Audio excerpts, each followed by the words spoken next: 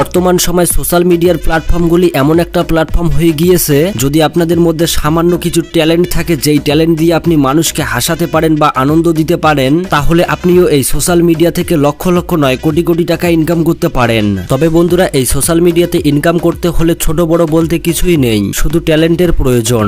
তুমি যদি আমাকে একবার বলতে তোমার বয়ফ্রেন্ড আছে, তাহলে তোমাকে নিয়ে আর আমি স্বপ্ন দেখতাম না। তেমনি আজকের এই ভিডিওতে আমরা 5টি টোকাই পথশিশু নিয়ে কথা বলতে যাচ্ছি, যারা কিনা পথের মাঝখানে ভিক্ষা বা ঘোরাঘুরি করে একটি ভিডিওর মাধ্যমেই রাতারাতি ভাইরাল হয়ে গিয়েছিল।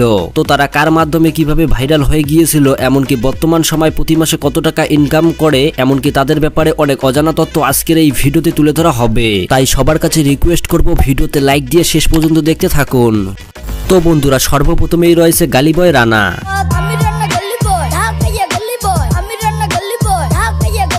আর বন্ধুরা, রানাকে না চেনে এমন মানুষ হয়তো কমই রয়েছে বাংলাদেশে। মূলত রানার জীবন কাহিনী সম্পর্কে সবাই কম বেশি জানেন। আমরা সবাই জানি যে রানা কামরাঙ্গি চরের একটি বস্তিতে থাকতো।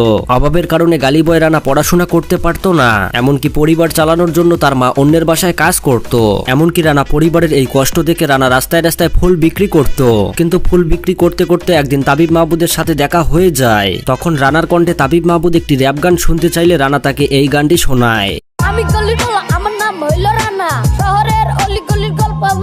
তারপর যখন তাবিব মাহবুদ এই গানটি স্টুডিওতে নিয়ে গিয়ে রানাকে দিয়ে রেকর্ড করায়, তখন পুরো সোশ্যাল মিডিয়াতে ভাইরাল হয়ে যায় রানা। আর এখান থেকেই মূলত রানার কেরিয়ার দাঁড়িয়ে যায়। তারপর থেকেই রানার কণ্ঠে একের পর এক র‍্যাপ গান দিয়ে মানুষের হৃদয় ছুঁয়ে নেয়।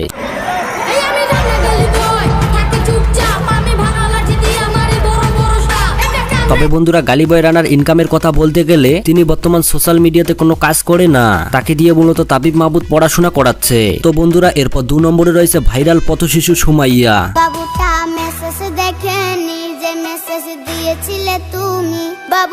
তো সুমাইয়া আগে রাস্তায় রাস্তায় ভিক্ষা করত, এমনকি যাবতীয় জিনিস টোকাতো। কিন্তু একদিন ভিক্ষা করা অবস্থায় সুমাইয়া গগন সাকিবের একটি গান গাওয়াতে আজিম নামের একটি ছেলে তাকে ভিডিও করে ফেসবুকে রিলিজ করলে রাতারাতি সেই ভিডিওটি ভাইরাল হয়ে যায়।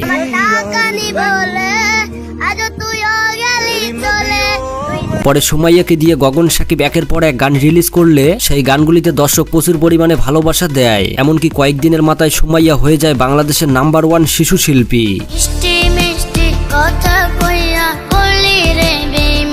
তো যাই হোক বন্ধুরা, সুমাইয়া যেহেতু নিজস্ব কোনো চ্যানেল নেই, সুমাইয়া বিভিন্ন চ্যানেলে কাজ করার মাধ্যমে প্রতি মাসে ইনকাম করে থাকে 20 থেকে 25,000 টাকা। তো বন্ধুরা, এরপর 3 নম্বরে রয়েছে বাংলার সবচেয়ে ফানি ইউটিউব চ্যানেল পল্লিগ্রাম টিভি চ্যানেলের জনপ্রিয় অভিনেতা শফিক।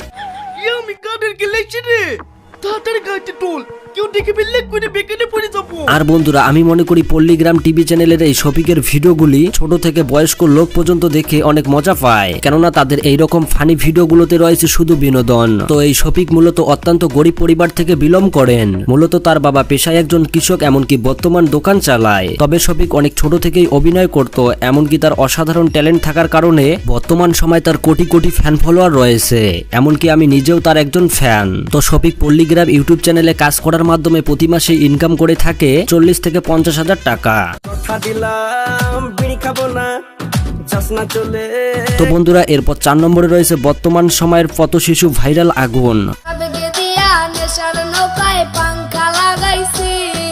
আগুন মূলত আগে রেল স্টেশনে এমনকি পথে পথে ঘুরে বেড়াতো, এমনকি নেশাও করত, এমনকি তার গায়ে ভালো কোনো পোশাক ছিল না। তবে একদিন আগুন রাতের অন্ধকারে একটি ইন্টারভিউতে সুমাইয়াকে অনুসরণ করে কিছু কথা বললে সেই ভিডিওটি পুরো সামাজিক যোগাযোগ মাধ্যমে ভাইরাল হয়ে যায়। পরে গগন সাকিব আগুনকে দিয়ে কয়েকটি গান রিলিজ করে আগুনকে আরো প্রচুর পরিমাণে ভাইরাল করে দেয়।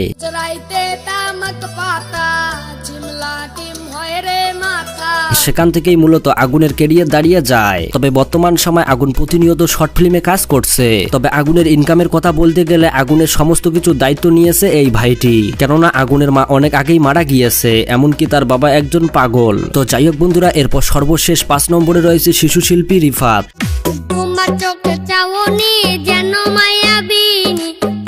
রিফাত মূলত অত্যন্ত গরিব পরিবার থেকে জন্মগ্রহণ করেন, এমনকি তার বাবা পেশায় একজন কৃষক। তো রিফাতের গানের কণ্ঠ ভালো থাকার কারণে তুহিন ভাই রিফাতকে দিয়ে সর্বপ্রথম এই গানটি রিলিজ করে।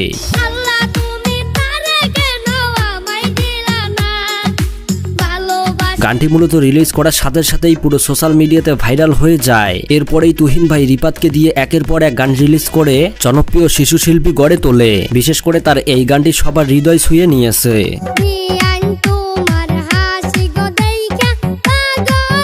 তো যাই হোক বন্ধুরা, রিপাত প্রতি মাসে সোশ্যাল মিডিয়া থেকে ইনকাম করে থাকে প্রায় 20,000 টাকার মতো।